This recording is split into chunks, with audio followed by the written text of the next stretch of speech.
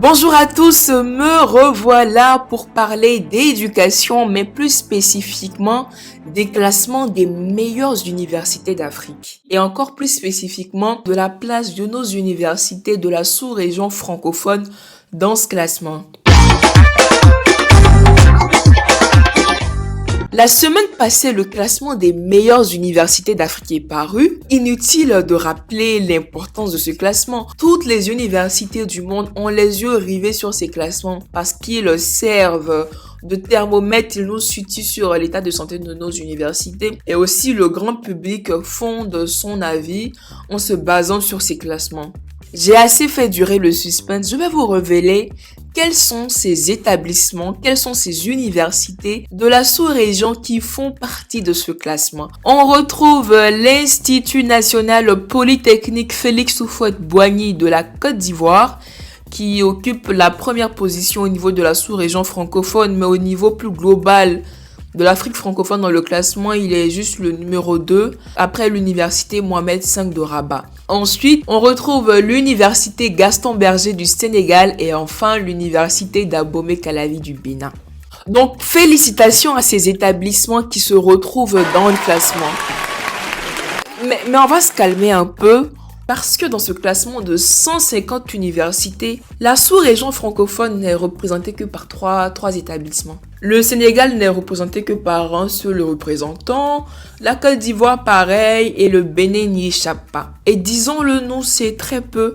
Là où le Maroc réussit à positionner 8 de ses universités, là où l'Algérie en positionne 6, là où le Ghana en positionne 3, là où la Tanzanie en positionne 6. Même si le cas des universités anglophones, c'est un cas particulier. Pourquoi ? Observant le classement, on se rend compte que les universités anglophones occupent les 30 premières places. On se rend compte aussi qu'elles sont les plus nombreuses dans ce classement. Donc on pourra se poser la question de savoir, mais pourquoi les universités anglophones sont toujours celles qui occupent la tête du classement ? Quand vous prenez Afrique du Sud, quand vous prenez Kenya, quand vous prenez Ghana, quand vous prenez Nigeria, c'est vrai, on est tous en Afrique, mais au moins, pour eux est mieux.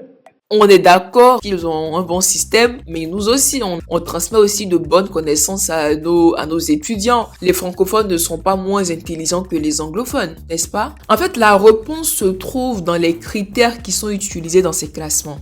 Pratiquement tous les classements, si on part du plus populaire qui est le classement de Shanghai suivi de celui de Time Higher Education et ainsi de suite, tous ces classements mettent l'accent sur l'aspect recherche des universités. Qu'ils cherchent à cerner, ce sont ces universités-là qui ont de bonnes performances en termes de recherche scientifique. D'autres critères un peu moins importants comme le ratio d'étudiants par faculté, la réputation académique, la réputation employeur, ainsi de suite. Et vous ne l'ignorez pas, le langage de la recherche scientifique dans ce monde, c'est l'anglais. Donc, je dirais que ce critère de publication scientifique en anglais, la réputation dans la recherche, est un point qui nous handicape fortement en Afrique francophone. Regardez même juste ce graphique à l'écran là, vous verrez en fait le nombre de publications. On en fait moins que les pays anglophones. Donc, naturellement, on part dans une compétition où nous sommes handicapés par ce fait-là. Il nous faut faire le double des efforts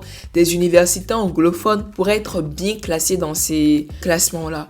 Mais nous n'avons d'autre choix que de compétir parce qu'il y va de notre réputation à l'international. Et je trouve aussi en fait qu'il faut aller un peu plus loin que cette raison de l'anglais pour justifier notre place dans le classement. Parce que bien qu'on n'occupe pas les premières places, mais on a le Maroc qui est un pays francophone, mais qui a 8 universités dans ce classement. Donc là, il faut regarder aussi en vrai l'effort qui est fait dans la recherche. Qu'est-ce qu'on investit dans la recherche et développement? Qu'est-ce qu'on investit dans nos universités? Regardez juste ce graphique à l'écran là, vous verrez en fait qu'en termes de pourcentage de notre PIB qui est investi dans la recherche et le développement, nos différents pays de la sous-région francophone, nous sommes à la traîne. D'ailleurs, en dehors de la question de classement, moi je suis assez sensible et un peu intriguée par cette faible part qu'on investit dans la recherche et le développement. L'Afrique a ses propres problématiques. Nous avons des épidémies, des maladies qui sont propres à nous. Nous avons des défis climatiques qui sont propres à nous.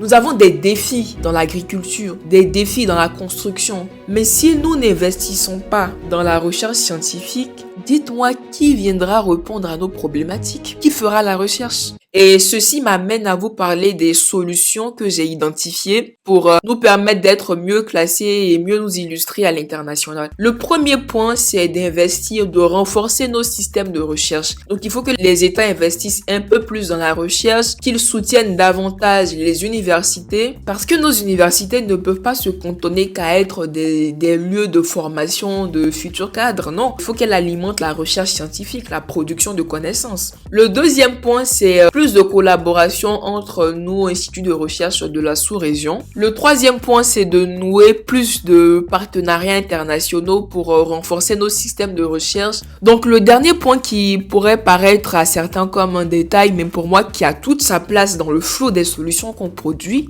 c'est la communication. Oui, la communication. Parce que rappelez-vous que l'un des critères que je vous ai énoncé, c'est la réputation académique, la réputation employeur, c'est-à-dire en fait comment est-ce qu'on est perçu par nos pairs universitaires, comment on est perçu par les instituts de l'éducation, comment on est perçu par les employeurs, par le grand public au final. Donc il faut jouer sur cet aspect-là en communiquant, en montrant les belles choses qu'on fait dans nos universités, en montrant les recherches scientifiques, le fruit, l'impact qu'on a dans la vie de notre communauté. Il faut qu'on communique mieux sur ces aspects-là. Donc voilà, c'est la fin de la vidéo.